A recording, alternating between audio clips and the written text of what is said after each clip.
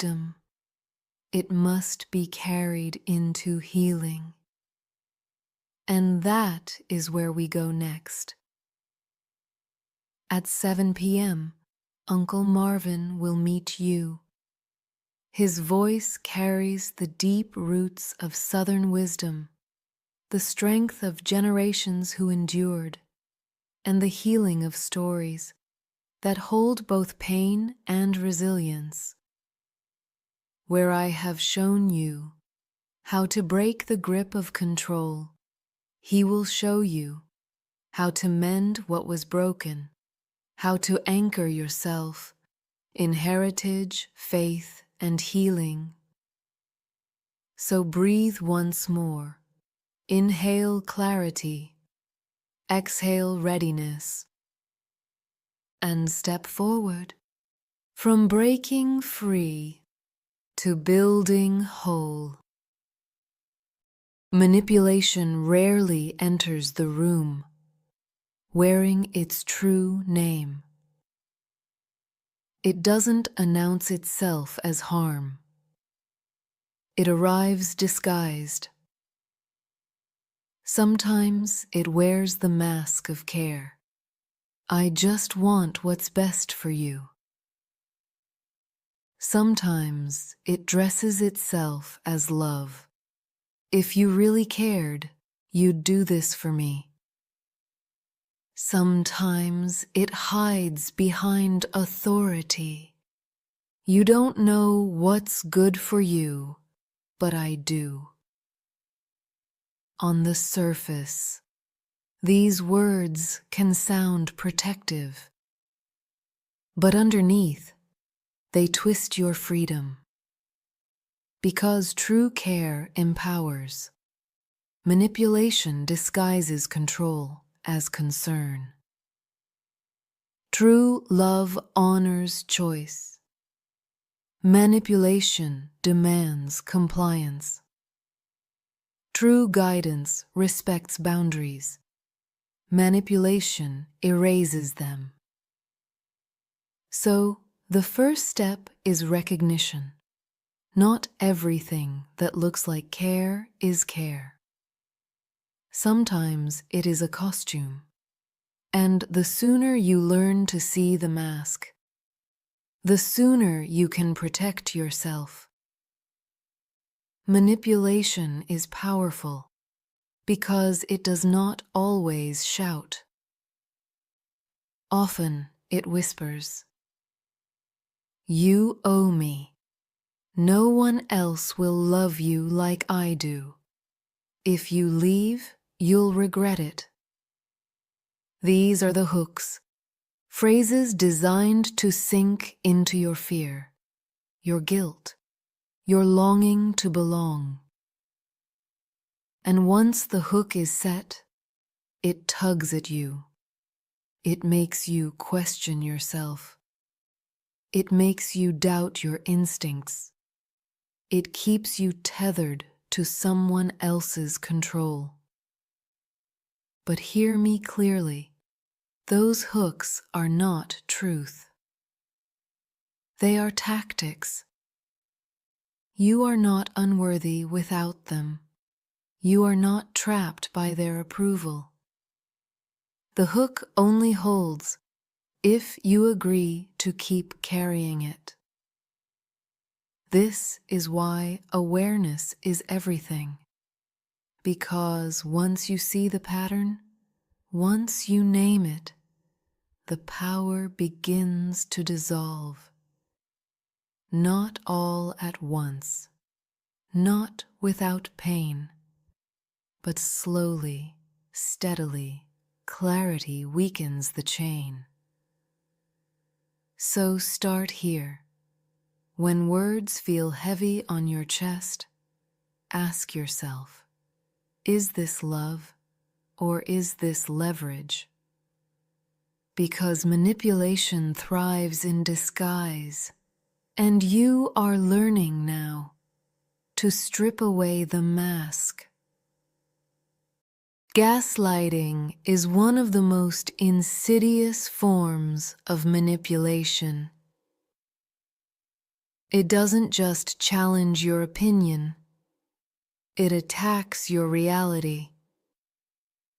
It sounds like, "That never happened. You're too sensitive. Everyone thinks you're overreacting." Over time, these phrases are not just words. They are weapons. Because gaslighting plants doubt, not about the situation, but about you.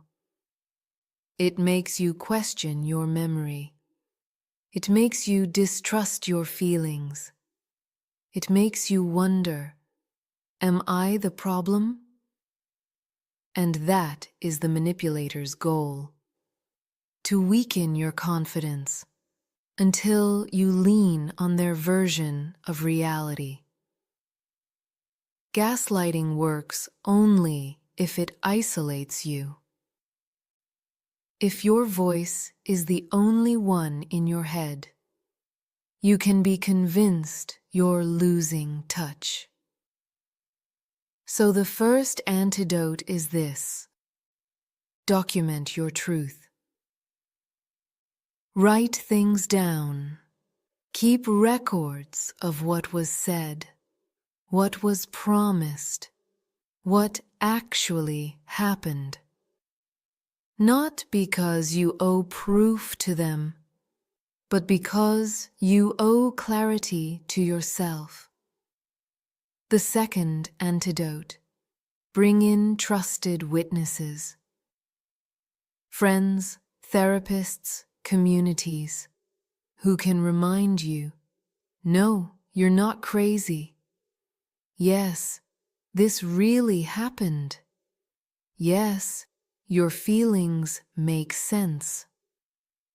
The third antidote: practice saying the words, "I know what I experienced."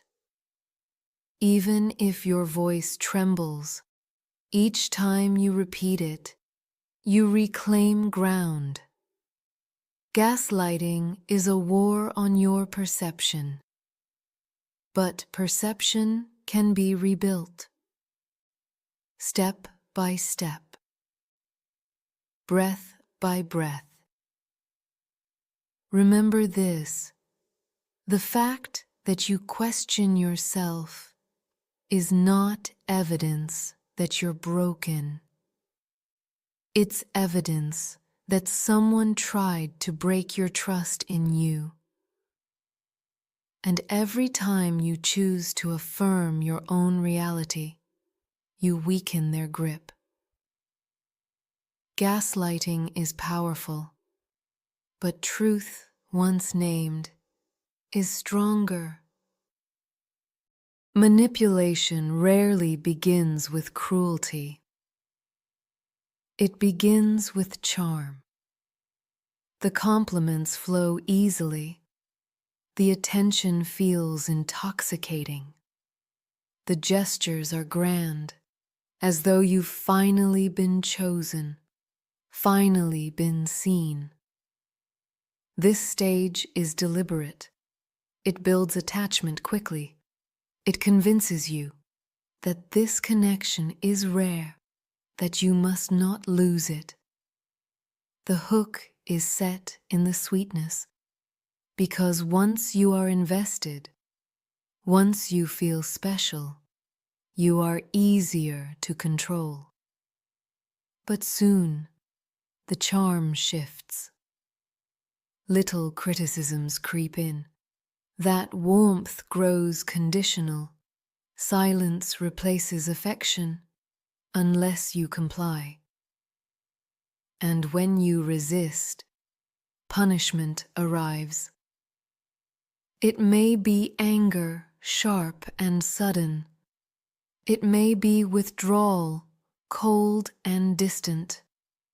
It may be guilt. After all I've done for you. This is the cycle of control. Idealize, devalue, punish. And then, just when you are ready to leave, the charm returns. a sudden apology, a tender gesture, a reminder of the sweetness that hooked you in the first place. And so the loop begins again. What makes this cycle dangerous is not just the harm itself. It's the hope, the belief that the good version is real and the cruelty is the exception. But hear me clearly. The cycle is the truth. The inconsistency is the control. The whiplash keeps you unsteady, always working to earn back affection that should never have been conditional. Breaking free begins with seeing the pattern, naming it, refusing to be fooled by the return of charm. Because real care is steady, real love is consistent, and anything that holds you hostage between sweetness and cruelty is not love at all. One of the oldest tricks in manipulation is also one of the quietest: isolation. It doesn't always begin with outright commands. Often, it starts subtly. They don't really understand you like I do. Your friends are jealous of us. Why do you need anyone else when you have me? At first, these words can sound flattering. They paint the manipulator as special, as uniquely invested.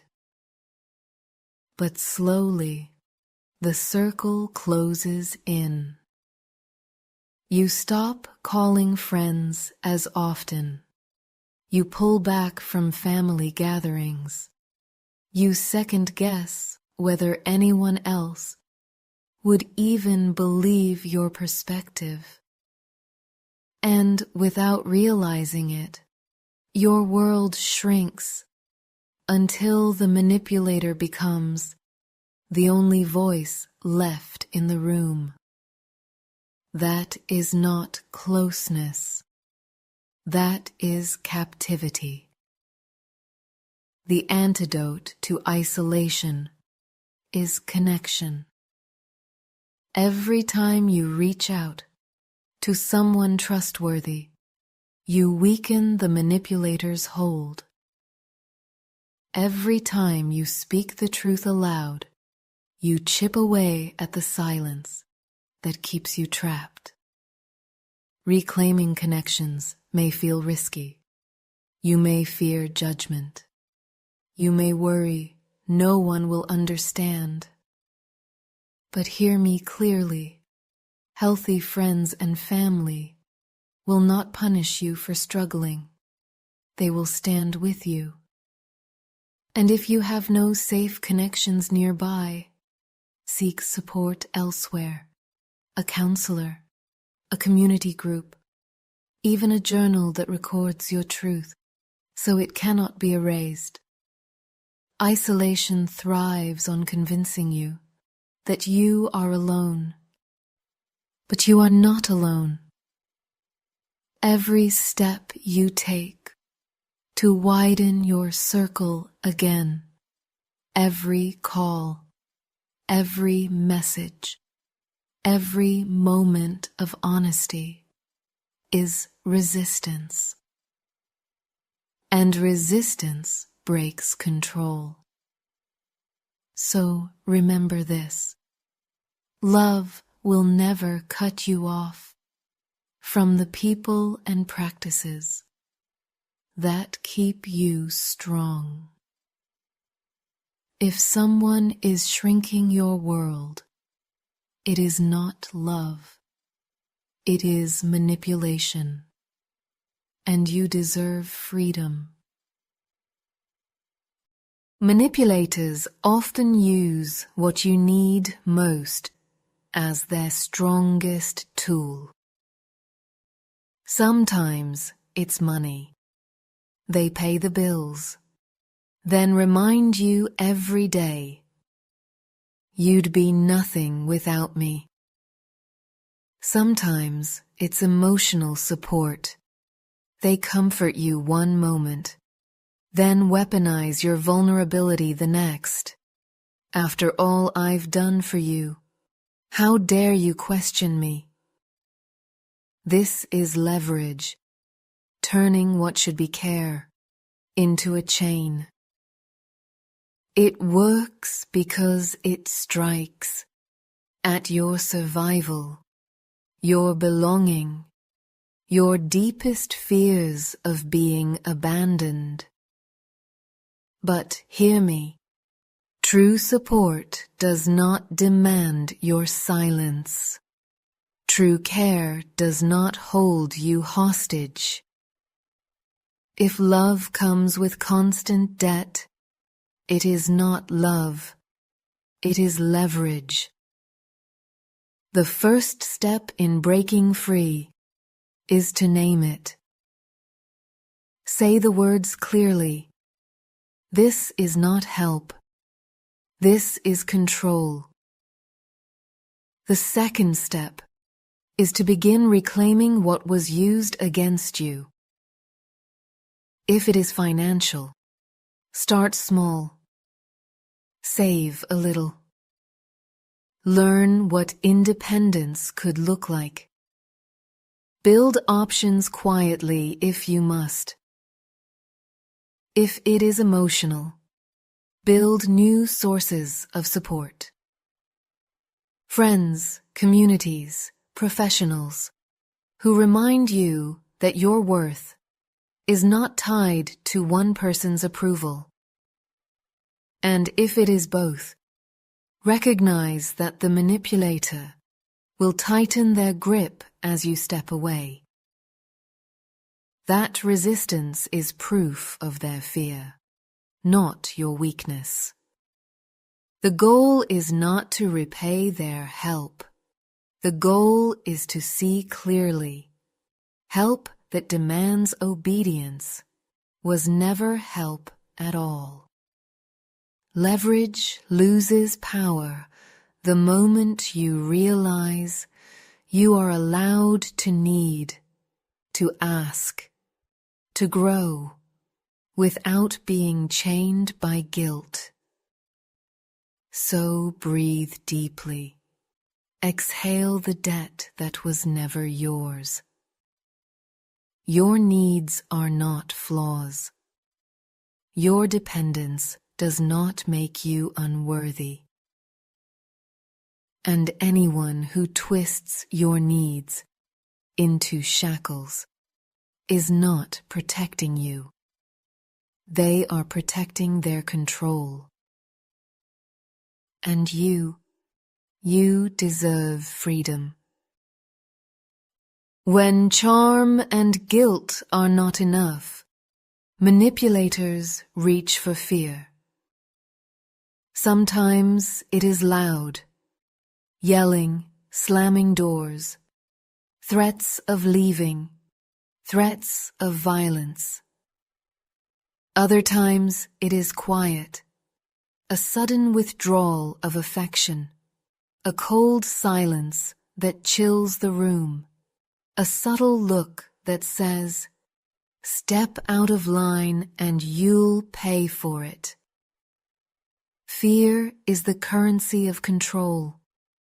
It trains you to second guess, to tiptoe, to silence yourself before they ever have to silence you.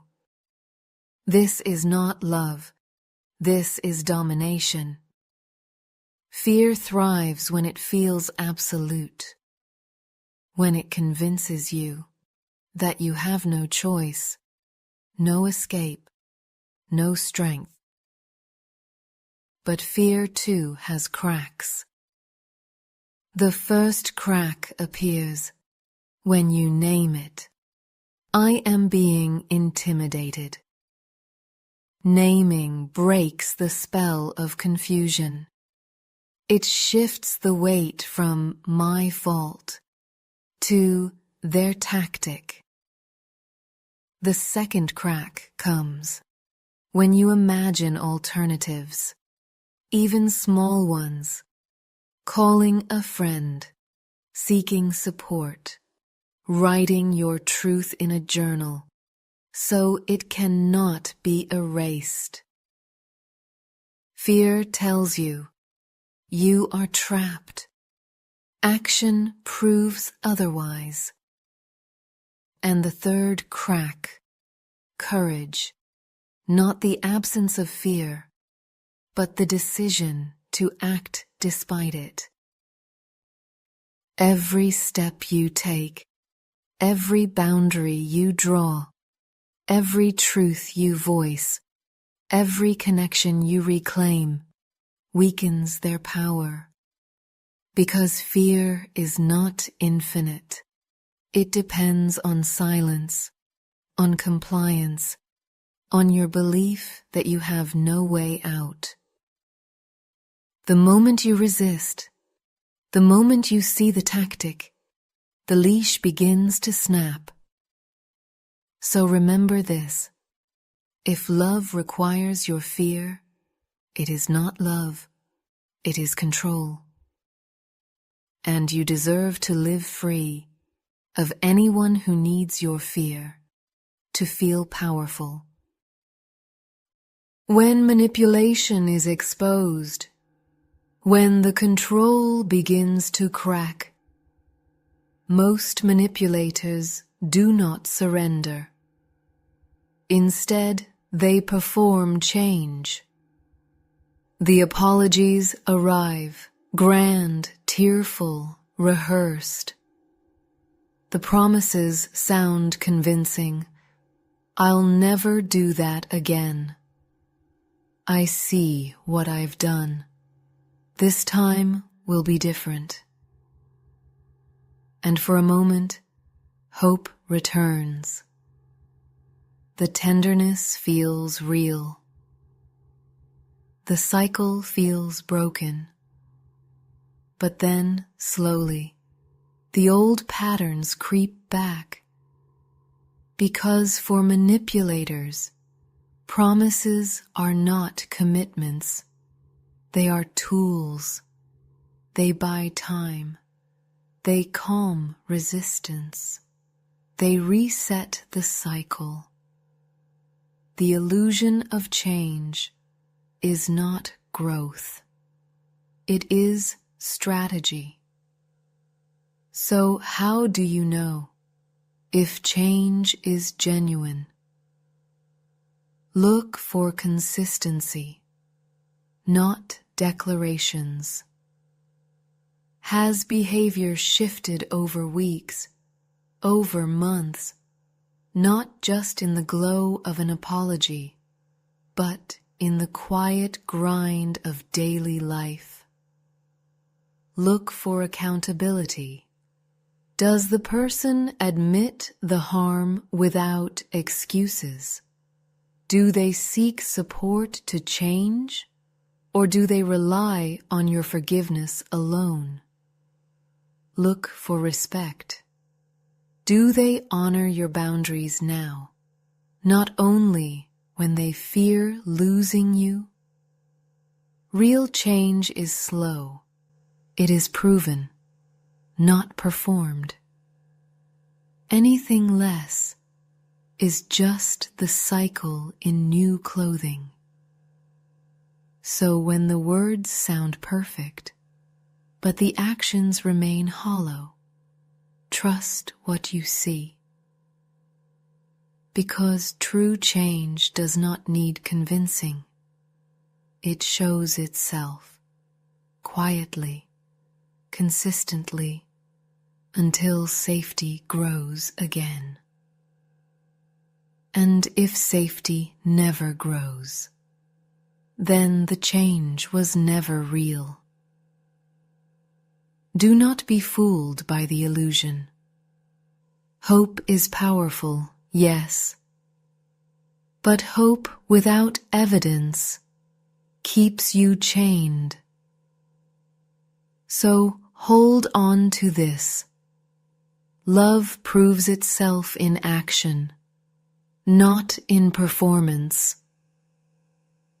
And you deserve nothing less than the real thing. One of the manipulator's greatest victories is teaching you to silence yourself. Every time you swallowed words to avoid conflict, every time you bit back truth because you feared the reaction, every time you stayed quiet just to keep the peace, that silence becomes a cage. At first, it feels like survival, but over time, it becomes self-erasure.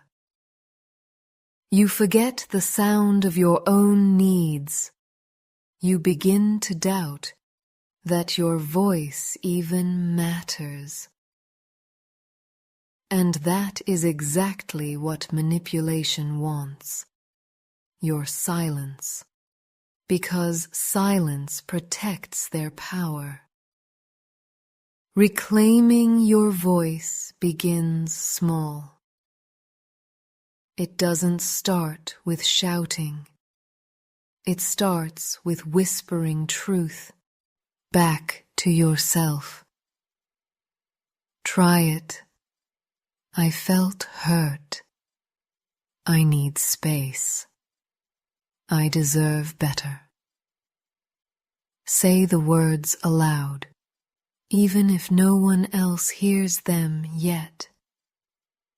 Then practice with safe people, a friend who listens, a therapist who validates, a journal that holds your truth without interruption.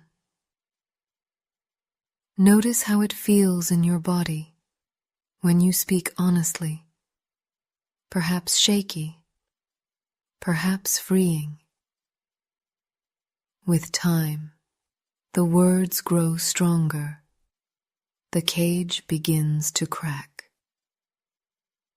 And when you finally speak, in the presence of the manipulator, clear, firm, unapologetic, you reclaim the power they tried to take from you. Your voice is not a weapon. It is your birthright.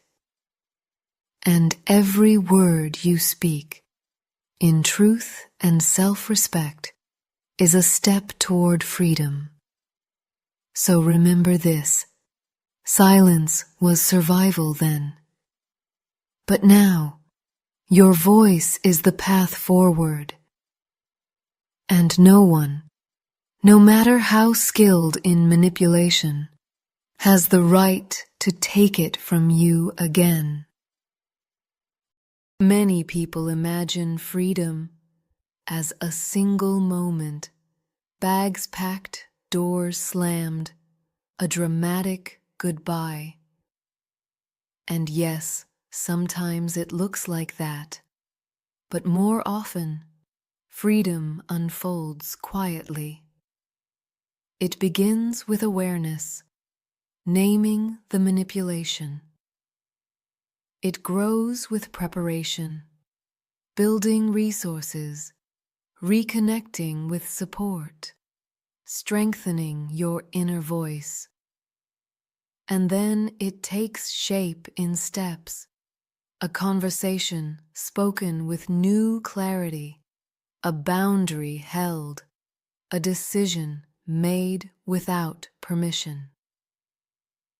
Freedom is not just leaving a person, it is leaving the pattern. And patterns don't always fall in a day. So, if your process feels slow, don't confuse that with failure.